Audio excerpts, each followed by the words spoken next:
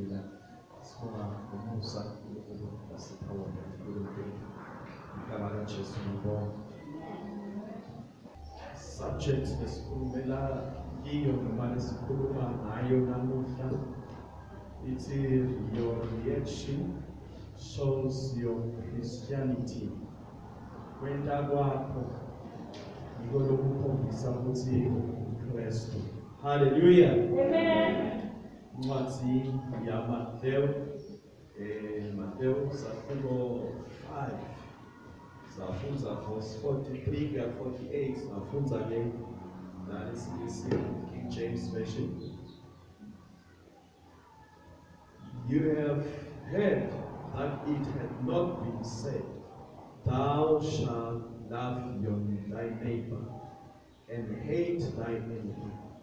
But I say unto you, love your enemies, bless them that curse you, do good to them that hate you, and pray for them that which despitefully use you and persecute you, that you may be the children of your Father, which is in heaven. For he hath made the sun to rise on the evil and on the good, and sendeth rain on the just and on the unjust. For you love them which love you. What reward have you? Do not even the publicans the same? And if you salute your brethren only, what do you more than others? Do not even publicans do? But ye therefore perfect, even as your Father which is in heaven is perfect. Nivile kuthi kwaziwa ubothanza makhelwane wakho utonga isitha sakho kodwa mina ngithikini thanzani tithathe nibakhulekele labanibingelela kokuhlupha ukuze nitawubambe madvodzana eyihlo losezulwini ngoba yena uphimisana ilanga lakhe kulababi nalabahle anise imvula yakhe kulabalungile nalabangakalungi. Kambe nanithanza labanithanzako ninamvuzo muni abendi njalo yini nebathelisi futhi nanibingelela abazalwane benu bodwa nendaba ungcono bonike abendi njalo yini nebelive. Ngakho-ke nani banini nilabaphelele njengebone yihlo lesezulwini aphelele. Hallelujah. La egcineni Jesu uthi ngakho-ke manje labaphelele njengoba neyihlo ezulwini aphelele. Jesu lana kule mfundiso la ifundisa uthando ukuthanza izithethe.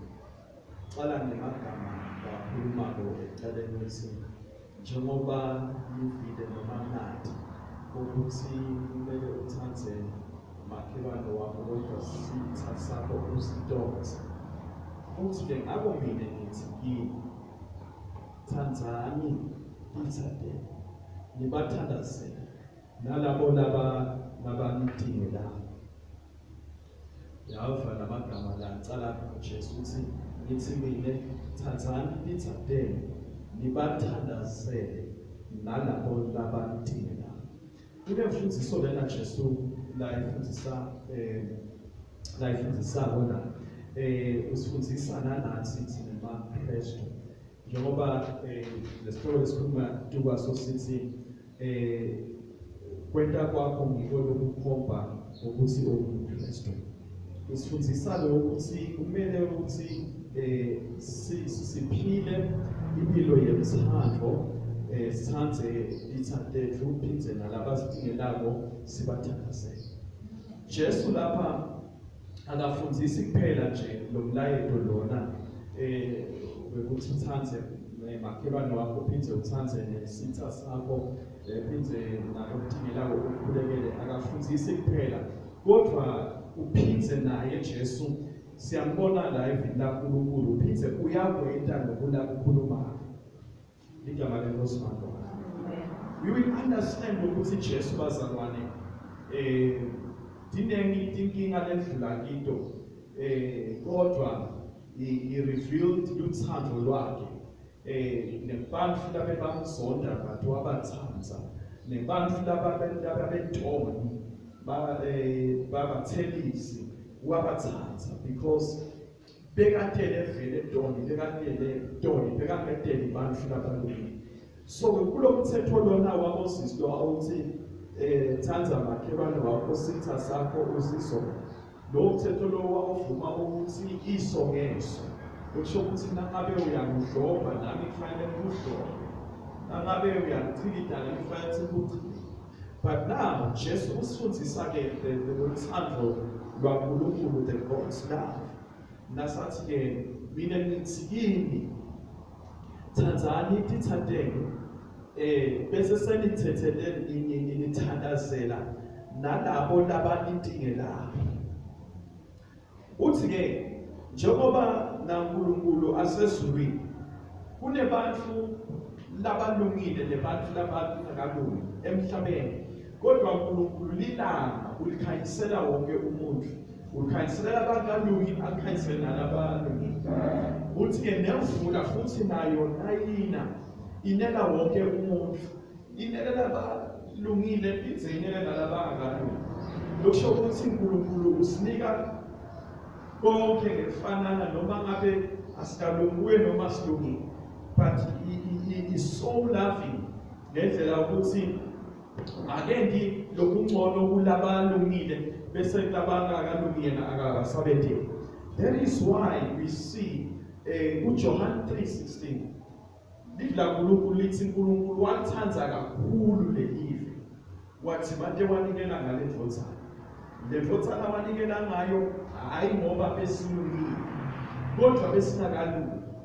Ngenxa koja yalolu thando lwakhe uNkulunkulu wenda a sacrifice ngekunikela ngendvodzana, nayo indvodzana Jesu Kristu, because of lolu thando lesingathi ngeligama lesingisi unconditional love, luthando lolungabuki ukuthi umuhle noma umubi ngentendo takho, kodwa luthando lolufika luthole njengoba kunjalo ebubini bakho futhi. Wasithanza-ke Jesu sinjengoba sinjalo ebubini bethu. Manje-ke Jesu-ke udisplaya-ke lela kufundzisako in practical noma ukwenta kuyabonakala kuba ngilokuphathekayo.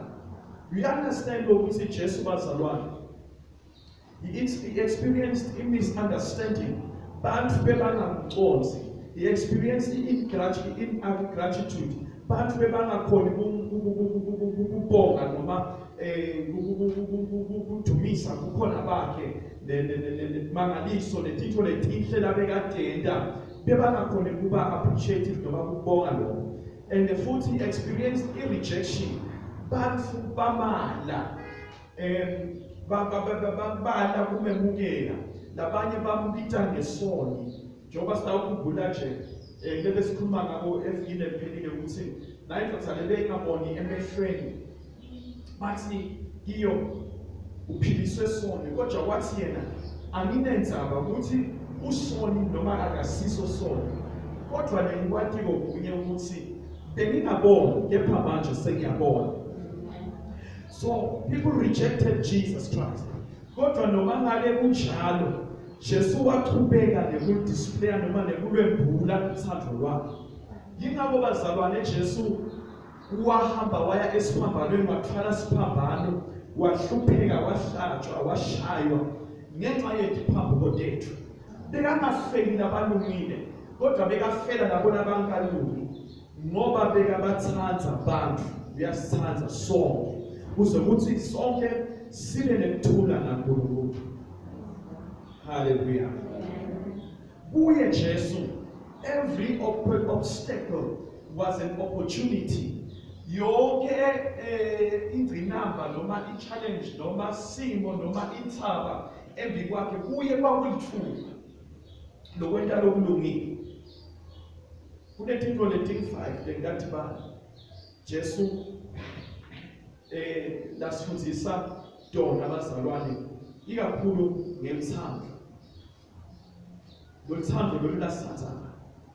Jesu went through brokenness, kodwa lokho kuye kwaba yi-opportunity, kuye ye-comfort. Whenever lapho khona nathi siba broken empilweni tethu, let that be an opportunity for comfort. Lapho siphuka emoyeni, bantu basiphula emoyeni, basilimata emoyeni. Lolu thando Jesu lasifundisa lona luthi akube lithuba lokho lokuthi ududuteke ngelivi laNkulunkulu nokuthi udisplay lolu thando lwaJesu kulolu wenda kabi empilweni yakho. Wesibili, temptation kulingwa siyavivinywa ngendlela ezihlukene. Kuba khona lapho khona timo khona abantu labadawudenda empilweni tethu. Leto timo leto hayi ngoba sizondwa noma sibulawa, kodwa usivivinyo lesedlula kiso lelisiniketa ke sifundo sokuthi sithole lithuba lekunqoba letivivinyo nasike sibhekana nato. Hallelujah. There are times lapho khona kutaba nebantu labadawusetshenziswa ekhathi ebandleni ukuthi kusetshenziswe bona ukuthi bavivinye impilo yakho nekukholwa kwakho nekusima kwakho kuJesu Kristu. Lokho kuvivinya lokho kuthathe njengelithuba lokuthi kumele kubonakale emandla ekunqoba evangeli langekhathi empilweni yakho ukuthi udawukhona ukunqoba lokhu binga lokuhle wena. Hallelujah. Lokho it's a display of luthando bazalwane Jesu lasikhombisa lona ukuthi i-reaction yethu ngiyo lemele ikhombise ukuthi singemaKristu. Lapho khona kunenzondo khona kuba lithuba lokuthi ngidisplay loluthando bantu bamzonda. Do you understand? Bafarisi bebamzonda Jesu, bangafuni kumemukela, kodwa yena Jesu wathi ubeka wabathanza njengokuba afundzisa ngalo thando. Hallelujah. He displayed his love ngisho sekathembiswe nguJudas Iscariot. Sitawukhumbula bazalwane ukuthi lingena lamasotsha leleta labe batombopha Jesu. Lathi nalifika Petro wakhipha inkemba walijuba indlebe, kodwa lokhu bambopha Jesu, instead ukuthi Jesu ajabule ukuthi Petro khiphe inkemba wajuba indlebe yasotsha, Jesu wabutha lendlebe wayibisela wamphilisa lo muntu lo. This is the love that Jesus is showing us. Uma ubuka lo ukuthi bekakhasheme, uma ubuka ukuthi labantu bebethe tombopha, nangu Petro uyacansuka, nangu Petro uphelelwa patience, ukhipha inkemba ujuba indlebe. But Jesus, instead of ukuthi aphithizele, Jesu uthi no, Petro, it's not yet time. Uthatha le ndlebe uyayibisela kulo muntu lona lositha. Hallelujah. So this is the love. Lapho khona kunesono khona, it is an opportunity ukuthi sikhone ukuxolela noma ukuthethelela. Jesu wasithethelela dono lethu. Sasibabi, sasilahlekile, sidukile, kodwa wasithanza. Yebo singamfunithile, yebo sibalekile sisukile kuNkulunkulu ngenxa yesono, kodwa lokho kwaba lithuba lokuthi sithole ukuthetheleka. And so someone nowenda sono empilweni yakho, Jesu usifundisa lokuthi kube lithuba bekithi ukuthi sipractice letithelo takamoya tekuthethelela, sifunze kumthethelela lo muntu lo wende sono kithi. Amen. By doing so, bazalwane labahle nkosini Jesu, we will be displaying noma sitawukhona kwembula lempilo lehle yekuba ngumKristu. Makabonge simakazi. Inyama yona iyaye inyama iyaye iphaphane nalowo umoya waNkulunkulu nelivi laNkulunkulu elikusho. Imagine umuntu nakaphukile akwendele lokubi lokubuhlungu, and then now you have to forgive. and inyama ithi kodwa ngabe usilima utaphinza ahlale nawo utaphinza akwende umcwela athi upheshise empilweni yakho vele wathi uthi nje uyamdelete nje akasa-exist in your life. But the Jesus love says lothando lwaJesu luthi lo muntu unakele sono nikele ithuba umcolele. What does Jesus mean? Nakathi thanza makhelwane wakho, athanza sitha sakho, nalabo abakudingelako nabo kubathandazele. He is telling us ukuthi we need to forgive. Kumele sithethelele kuzokuthi bantu labaseveni babone lobuhle belivangeli laJesu Kristu. Hallelujah. Something that we need to understand as abantu. Ukuthi indlela Jesu labekenda ngayo tifo. Lebengakavami nalengakatayeleki. Leyo ndlela leyo yenza ukuthi bantu bathi kude ukuthi kanti mababa uhlobo lomuntu lona. Hallelujah. Because bantu labebenda lokhu bikuye nabekenda lokuhle. Ngiyakhumbula ngale langa kunengwadla letholakala iphinga in the very end. Ngeke umthetho kaMoses lo mfati lona nawatholakala phinga in the very end. Bafaka isinde icumbi lebantu bambamba bamhamba naye bana kuJesu baphethe manje ngoba lo mthetho wawuthi umuntu namthole aphinga kuleso sendo umkhandla vela kuleso sendo wawugcoba ngematshe aze afe. Lokho amangalisala banene Jesu uthi lo Jesu akabe wecala ukuthi amgcobe. Uthe mshomunye lo wamgcoba lo manje bonke balahla ematshe abo bahamba balahla ematshe bahamba balahla ematshe bahamba. Nakaphansi ihloko Jesu akumfati ayena. Uthi baphi labo bebafuna ukugcoba nabe babeka icala. Uthi lo manje bahambile. Uthi Jesu njengoba bangakubeka icala bakagcobi ngematshe nami angakubeka icala. Dolo dakho sethethelele. You see the love of Jesus Christ. Ukuthi vele bekangeke endabeni lokile kodwa bekade ethola le nto ukuthi atosizisa toni etonweni. Hallelujah. Wambula luthando lwakhe loba mangalisala abaningi ngalenye ilanga kufika lomunye make naye lobeka ngasuye make lolungile angaphathi kahle naye ngathi bekayibhasha naye same thing like that. And lo make lona akefika wafika wakhala lenyawo laJesu wakhala wageza inyawo laJesu ngenyembeti takhe aphethe nemakha lamnanzi ladule kakhulu mfakolo wagcobisa inyawo laJesu ngalamakha wase sowesula inyawo laJesu ngetinwele takhe. Bathi bafanisa Jesu netakhe temthetho uhlobo lomuntu uvumelana ukuthi ukuthinte umuntu losono. Wathi Jesu nine ngifikile ngenile endlini yakho wehlulekile ukuthi umgeze tinyawo kodwa lo mfati lo uthe wamgeza tinyawo.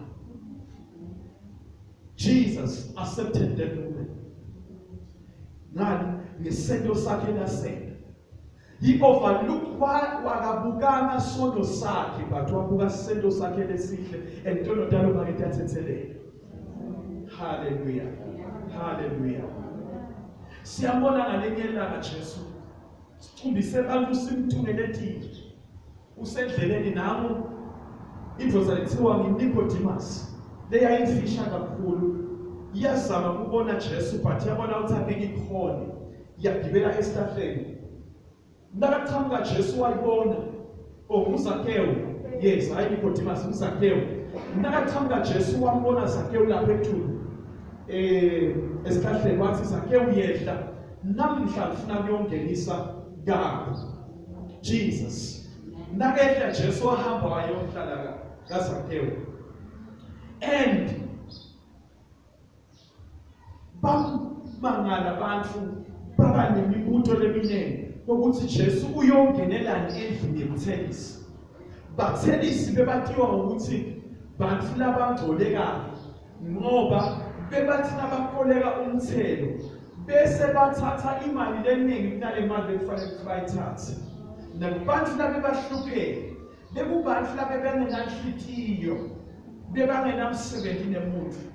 So ke Zakewu ngebeka kulelo hlobo lolo muntu wathatha imali wathatha indoda ebantu lokungetulu kwalokho bekufanele akuthathe lebekumele bakuthele bantu.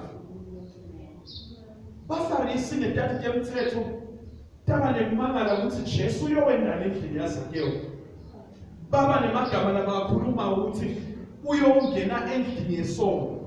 Uyamuva Jesu lapho athi vele dokotela aladeli labaphilayo utela labagulayo ngalo nami kangeteli abalungile labathathu temthetho kodwa ngitele laba labatolo ukuthi basinziswe babantwana baNkulunkulu. Haleluya. Uyafakaza Johane ngaye Jesu nakambona uthi bhekana liwundlu laNkulunkulu lesusa tono delive. Lewundlu laNkulunkulu ngilo lesifundisa kona ukuthi asithanze asithetheleke. Haleluya. Asente lokuhle sinqobe lokubi ngekwenta lokuhle. Aligcini ngekukhuluma nje emagama emlomo lewundlu laNkulunkulu leli Jesu kodwa naye siyambona uyadela letinto diyaphatheka. Haleluya. Bazalwane natinto letinyene ngifuna ukuthi sitinake bazalwane egameni lika Jesu Kristu. Jesu lasifundisa tona nathi lekumele ukuthi isitende sisaphila emhlabeni ukuthi we need to realize ukuthi bantu lesidibana nabo sisaphila mhlawumbe banetinto letinyenti lababhekana nato empilweni, banetimo letinyenti labaqondzane nato mhlawumbe letibahlasele empilweni kwabo. There are times lapho khona utawufika ukhulumisane nemuntu uthole ukuthi umuntu umkhandla ukuthi maybe akasiyo umuntu lovuleka ngoba mhlawumbe umoya wakhe nje uvalekile akachacheki. You need to understand when you come njengemzalwane ngethando lwaNkulunkulu ukuthi bantu bazalwane bahlangana netinhlobo tetinkinga empilweni. Mhlawumbe lomunye ucakekile, mhlawumbe lomunye une-misunderstanding akaba nayo, mhlawumbe lomunye ulimele emoyeni wakhe. uNkulunkulu akasinikeke lenhlitiyo Jesu lasifundisa yona yekuthanza makhelwane, nekuthanza titha takho, nekuthanza everybody nemzalwane wakho esontweni. Ukuthi ukhone ku-understanda timo bantu abadlala into empilweni. Amen. Lomunye ungathi uyamvusela angahleli ucabanga ukuthi uvalile kanti akathwali kunesimo leside empilweni yakho. Amen. uNkulunkulu akasinike the divine grace Jesu lafuna ukuthi sibe nayo the wisdom yokuthi sikhone ukuphila nato tonke tinhlobo tebantu. Ngiyangiva le bazalwane. Amen. Labanye abantu basheshe bathuthele. As Christians, we need to have a heart yekumconza nomuntu losheshe athuthele, nomuntu losheshe alimala, nomuntu losheshe athulukayo, nomuntu longakhoni ibheketele, nomuntu longakhoni mhlawumbe ubeka into noma inkulumo. Kunebantu bazalwane lokhanza ukuthi nakathi uyakhuluma uyalimata, hayi ngoba aqonze ukulimata, kodwa ngale ndlela yakhuluma ngayo wena ke logcwele the Jesus love. You need to understand lo muntu loyo. Siyevana bazalwane. Amen. Ngoba instead ukukhanusa umuntu losaka kakhulu enkosini nalo ungakagcwali kahle the Jesus love. Usina kakhuluma lo muntu uma lo muntu lona nakakhuluma vele ayenza uyakhuluma uyalimata nje. Ukuthi ukushiya ulimele unjani akangene nawe engcini. And now ungakhanza ukuthi ulimele adiscover ukuthi ulimele angeva kuhlungu ngoba yena bekangathi. Uthi khanze sothubile wena na. Mhlambe awusakhonde kwenda emsebenzini ethile esontweni sothuke ujuthiswe kulo muntu umzalwane lo. Bazalwane, this is a lesson siyafundo tekufundisa ukuthi kumele ukuthi display the Jesus love, uthande bonke abantu ngetihlobo tabo nangekuthakathaka babo ngekwehlukana kwabo. Siyevana nithandaza.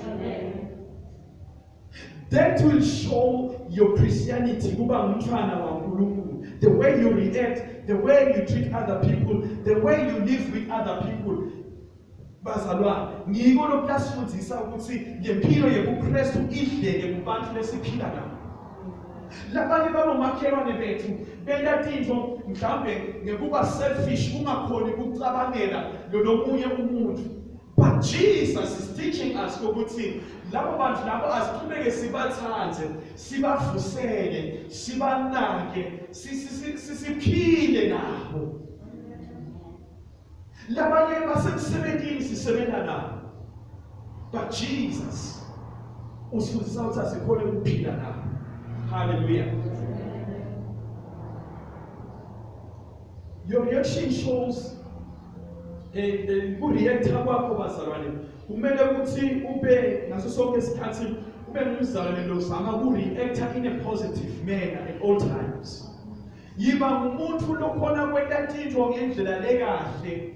Kungaba mhlambe wherever la ukhona khona kusekhaya kusesontweni noma nguphi, kodwa yiba umuntu lozama kwenta into ngendlela lekahle in a positive manner. Lokho kuyawukhipha imiphumela lemihle yempilo yebuKristu loyiphila. Noma ngasiphi lesimo lesiba khona ke a negative situation lesikhona lobhekana naso, or maybe bantu around you lophila nabo lobhekene nabo baba negative against you. Jesu usifundisa ukuthi sibe positive kubantu laba negative kids, ukuthi sibathande, ukuthi sibathandazeke, ukuthi sibatholeke, ukuthi futhi noma ngabe babona ngathi wena wente lokubi, noma ngabe uthi bona ukuthi awukendi lokubi, kodwa sifunde ukuxolisa, sifunde ukuthobela. Jesu usifundisa ukuthi asibe nenhlitiyo yekuba phansi than kuba nenhlitiyo yekuba arrogant noma kuba sihola. The Jesus life is iba mnene nenhlitiyo. Hallelujah. Ude bazalwane indlela lengcono longakhona ukufakaza ngayo lempilo yalevangeli la Jesu Kristu kwedlula kwenda ngalendlela Jesu labekenda ngayo noma indlela Jesu bekakenda ngayo. Amen. Ngiyafana bazalwane. Amen. What in Galatia chapter number 5 verse number 22 and 23. Lapho le Bible ikhuluma ngetithelo likamoya. Uma ngabe letithelo likamoya letisencwadzini yabaseGalatia 5:22 and 23 tikhona la empilweni yakho. Leto tithelo leto kumele ukuthi kube ngito manje leti displaya the Jesus life or lempilo yebuKristu. Siyeva bazalwane. Nalapho khona maybe when you are through difficult times and meeting difficult people and living with difficult people and different people futhi ekhathi esontweni.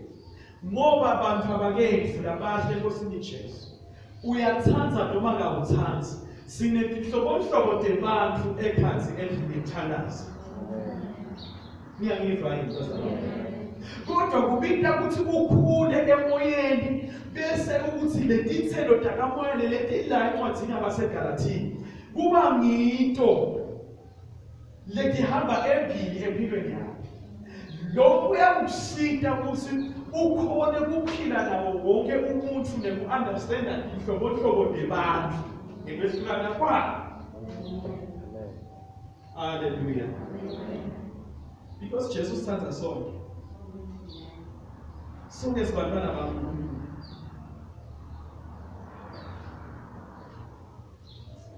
Noma ngabe umzalwane lona unentaka, noma lo uzalwane lona mhlawumbe akakwazi ukukhuluma, noma lo uzalwane lona yena uyathuka, but umntwana kaNkulunkulu. For you ukuthi umkhombise ukuthi angabothuka ukuthi umthathe. Amen. Ngalesikhathi angakhulumisi umbingelele. Nasasa nakangavumi uzombingelele. Nale nto nakangavumi wena njani? That's the Jesus life. Kunale nidvotsa kanilelana. In one video I watched. Nidvotsa lena yayikwatile kakhulu ikwatise lenye jaha. Libesebenza enkampanini yale dvotsa. Nidvotsa was a co-owner kule nkampani. So uyaphendvuka ke lo babeni. Nakaphendvuka sebamxoshile lapha enkampanini. So uyisela konke lapha ekakutshontshile lapha enkampanini. Ufike ucela ukuthethelele. And then lendvodza lena likathola enkampani ithi you need forgiveness. What is it? Kuba nje nale into yokukwata kakhulu ukuthi bamholela bamnike amabonus bamnakekela nje bamnikela konke, but at the same time he was stealing in the company. So lona nomphathi lona wenkampani bekakwate kakhulu empilweni yakhe. But ngokuthi lo sophendukile, it happened ngalendanga lomphathi wale nkampani wathola ipuncher imoto bapuncher ithayini lakhe emotweni. Asenabe lo sithe and labo bekumele ukuthi bethi batomsita ukuthi bakushintshe le time lapha le mixes amatime yaphuta kufika kanti kutawuqhamuka ngejaha le indala yacoshe emsebenzini nomphathi. Isinaqhamuka ngemoto yalo kubone ukuthi umphathi wami bengimsebenzi enkampanini yakhe uphanjele isonto. Afike malothi umphathi befake emasudu vele nje akathizani na true. Afike lo babe lona afake imoto yakhe. Afule ibuthi yalo mphathi akhiphe uyispana akhiphe jeke ajeke imoto akhiphe ispare wheel ashintshe ithayini ngaleso sikhathi abuyisele emotweni. Ngaphandle ukuthi abakhulume kodwa wenda emva kwalokho wangabheka lo ukuthi athi lo babe ngiyabonga wathatha imoto yakhe wahamba. Wasala lo mphathi amangela abafake ekadle makikini yasina ihamba le moto wasuluka naye solo amangela. What happened? Wamxosha emsebenzini kodwa I do good to him, displaying the love of Jesus ukuthi ngumntwana kaNkulunkulu. Hallelujah. So uma ngabe netithelo dakamoya ngifela ukuthi ubofunza Galatians chapter number 5 verse 22-23. Uma ngabe netithelo dikamoya dikhona empilweni yakho. Kulabenta lokubi utawenta lokuhle. Kulaba kuzondako utawudisplay uthando. Kulaba kungajabuleli kahle when you be happy for them. Jesus. This will show the fruits of being a Christian. And the logo will your reaction will show your Christianity.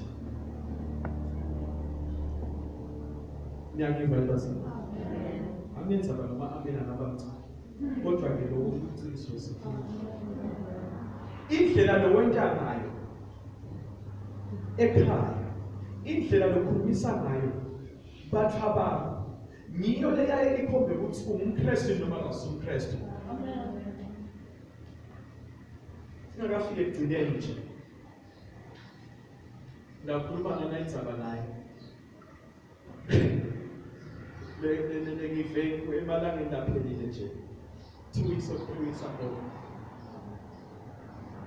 Simile nje simajaha nje siyacoca silesinye isimo lebesikiso simile siyacoca ngiyalalela nami yacoca sikhuluma ngempilo yekholwa nje.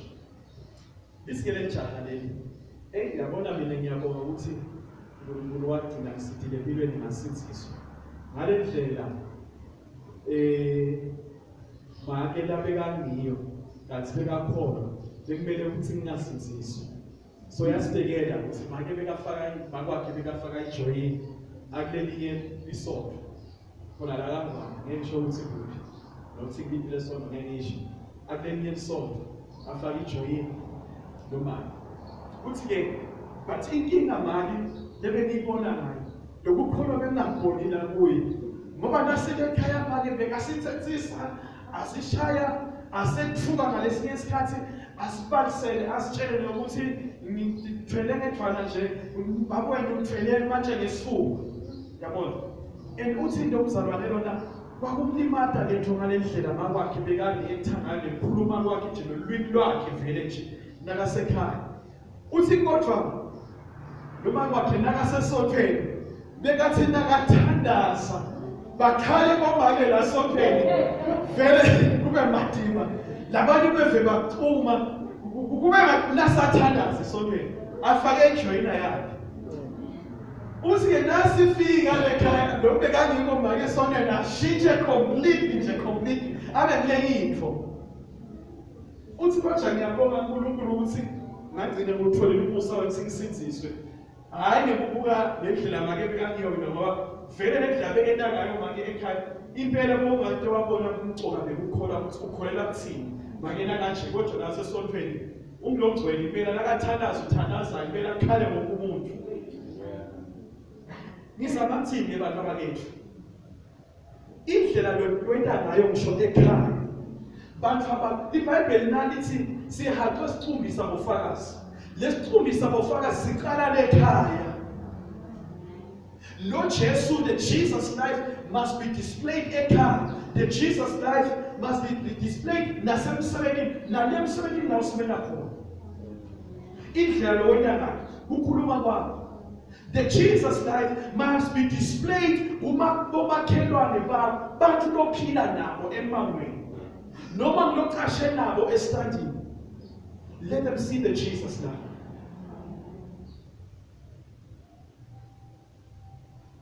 Let them not see a different person in church. Ngisho bathu bakho abangaboni lolunye ihlobo lomuntu esontweni ekhaya bangalolunye ihlobo lomuntu lodipha ngisho ihlala. But let them see the life, the impilo ya Jesu ekhaya nasesontweni. What you are at home, let it be what you are even in church. Before I pray,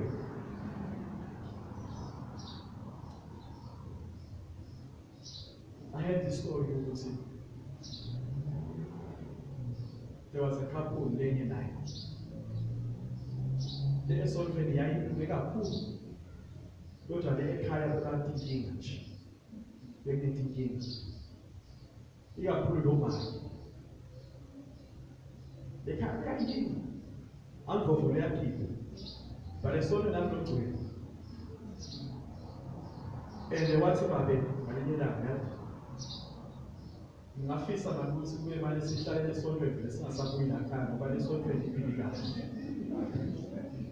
Why? Because Mage is a holy person in church. But ekhaya yini? May Jesus help us. Bazalwane.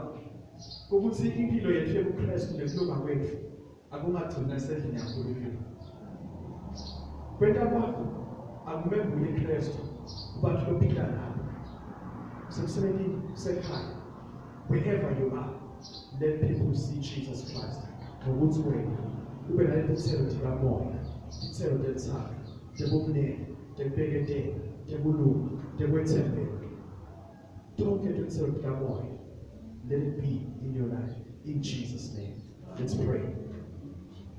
Siyabonga Baba egameni likaJesu. Kristu inkosi yethu umsindisi wethu. Jesus, you've taught us ukuthi asithathe makhelwane njengoba sithathe letitha lethu njengoba wena usithathe. Wathi Jesu nalabasidingelana asibathandazele. Oh God, we pray Jehovah ukuthi usiphe inhliziyo babe yakamoya. Nkosi susa kithi inhliziyo yenyama. Ngoba Nkosi yona yenta lefunayo ayekhi lokufunwa ivilapho. Babe lengcwele faka kithi inhliziyo yamoya kokuthi Nkosi sendele ofumana ivi lakho, Nkosi sibe ngabalungile